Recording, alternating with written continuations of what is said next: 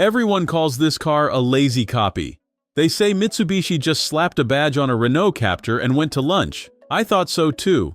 But then I looked at the window sticker, and I noticed a number that shouldn't be there. A number that changes the entire story of this car.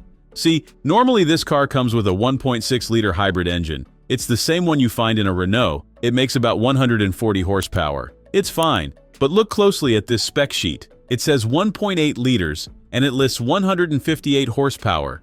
Here is why that is weird. That engine isn't supposed to be in this car. That is the upgraded next-generation hybrid powertrain, the one everyone is waiting for in bigger, more expensive SUVs like the Dacia Bigster. Yet somehow, it's sitting right here, in a boring Mitsubishi ASX. This means the copy might actually be better than the original. You are getting more power, you are getting the newer tech, and you are getting a fuel consumption figure of 4.4 liters per 100 kilometers. That is absurdly low. To put that in perspective, a mild hybrid SUV of this size usually drinks about 6 liters. This sips fuel like a city car but moves with 158 horsepower. Driving it feels different too. Usually hybrids drone. They complain when you step on the gas. This one feels deeper. The engine note is lower. It has more torque to shove you out of corners without screaming at you. When you merge onto the highway, it doesn't panic. It just goes. The transition from electric to gas is almost invisible. You have to watch the dashboard to even know the engine is running. So here is the uncomfortable question. If the fake Mitsubishi is faster, more efficient, and has better tech than the car it's based on, is it really a lazy copy? Or is it a cheat code? Think about it.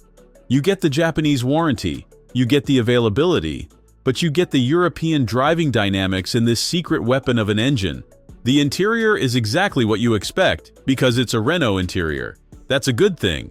Soft touch materials, good screens, actual physical buttons for climate control. Thank you, Mitsubishi, for not changing that. But the price is the catch.